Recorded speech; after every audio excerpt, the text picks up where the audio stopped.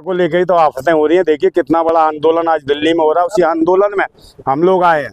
भाई जीएनजी इकट्ठा हुआ और हम लोग भी उसमें शामिल हुए और आह्वान कर रहे थे। और कहीं ना कहीं पुलिस की बर्बरता और शासन और प्रशासन की इतनी बड़ी बर्बरता है कि लोगों को संसद मार्ग पर जाने नहीं दिया जा रहा। यहाँ तक कि भूख हड़ताल पे लोग परेशान हैं, दुखी हैं। 22-22 दिन हो गए हैं भूख हड़ताल पे, छोटी छोटी बच्चियां बैठी हुई हैं। और कहीं ना कहीं जिस प्रकार सोनम वांगचुक के साथ जो इन्होंने कृतज्ञ करे, जो कर्म करे, कुकर्म करे एक तरीके से, और निश्चित रूप से ऐसे उठाया गया जैसे कहीं ना कहीं लोकतंत्र और संविधान की अर्थी और जनाजा उठा लिया हो। इस प्रकार की हरकतें की है इन्होंने, तो ये देश के लिए कहीं ना कहीं तो दुखदायी बात है। और आज देखा जैसे आज दिल्ली के अंदर लाखों युवा सड़कों पर उतरा हुआ है और कहीं ना कहीं ये विद्रोह कहीं ना कहीं पूरे देश में दिखाई दे रहा है। और ये विद्रोह जब पूरे देश में होगा तो हालात तो वही दिखाई देते हैं कि नेपाल से भयंकर होने वाले हालात है हमारे भारत में। और कहीं ना कहीं भड़काने की बात नहीं है, तो भड़के हुए हैं, अंदर से भाई घुटे हुए हैं लोग। कहीं ना कहीं सरकार ना शिक्षा पे काम कर रही, ना स्वास्थ्य पे, ना रोजगार पे, ना सुरक्षा पे, ना बहन बेटियों की चाहे। यहाँ तक शिक्षा के केंद्र नहीं, शिक्षा के केंद्र सरकारें बंद कर रही है। 2.5 लाख से ज्यादा स्कूल और विद्यालय बंद कर दिए इन्होंने सरकारी। और उसके बाद अब कहीं ना कहीं जो आपने कहा कि मोहम्मद आजम खां की जो यूनिवर्सिटी है, मोहम्मद अली जौहरी यूनिवर्सिटी, ये एशिया की सबसे बड़ी यूनिवर्सिटी है। और कहीं कहीं मोहम्मद आजम खान ने, जो पढ़े लिखे शिक्षित नेता हैं और प्रोफेसर भी रहे हैं, उन्होंने कहीं ना कहीं उनका एक अपना मोटिव था, मतलब ये सोच थी कि जीवन भर की उन्होंने पूंजी, जीवन भर की जो एफर्ट्स है उनके सारे यूनिवर्सिटी में लगा दिए। और कहीं ना कहीं शिक्षा के केंद्रों को या यूनिवर्सिटी पे हमला करने का मतलब है देश के संविधान और लोकतंत्र चलता था, यूनिवर्सिटी पर चलने लगा। हाँ, तो अनपढ़ लोग हैं ना, अनपढ़ लोगों को क्या पता शिक्षा का मतलब क्या होता है। हाँ। जो अशिक्षित हो, अनपढ़ हो, तो ये सोचते हैं लाएंगे कहीं ना कहीं से भगवा लंगोटी और बांध के घूम लेंगे। और लंगोटी बांधने के वाले पाक साहब दामन वाले व्यक्ति हैं। चाहे राम को लूटे, राम राज्य में राम को लूट लिया, राम दुखी है। हनुमान को नचा दिया इन्होंने भाई, और रामचंद्र कह रहे कहाँ हो मेरे हनुमान, हनुमान कितने हो, कितने गए हो तुम? तो हनुमान कह रहा है प्रभु राम मत पूछो, इन भाजपाई अंधभक्तों ने, आरएसएस के जितने भी हैं, ये समलैंगिक लोग, इन्होंने मुझे बांध लिया है, बंदी बना लिया, मेरे पैरों में घुंघरू डाल के मुझे नचनिया बना दिया है। और कहीं ना कहीं जो नितिन नवीन है उसके आगे मुझे नचा रहे हैं, मुजरा करवा रहे हैं। ए प्रभु राम, अपने मैं कैसे सुरक्षा करूं?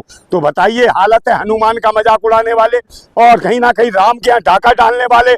आज जंतर मंतर पे आके कुछ लोग आतंकी अंधभक्ति ये कहते हैं कि राम को गाली दी या धर्म को गाली दी।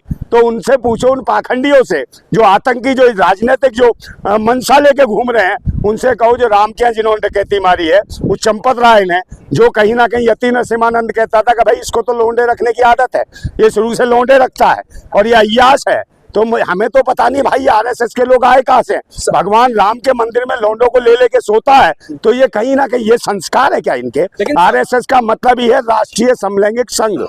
लेकिन सवाल ये है नंदा जी, जो भी जौहर यूनिवर्सिटी में जो स्टूडेंट पढ़ रहा है उसका एक अलग मानसिकता, इस तरीके की बातें हो रही है। और प्लस वो अवैध बिल्डिंग है उसमें। कौन कह रहा है अवैध है?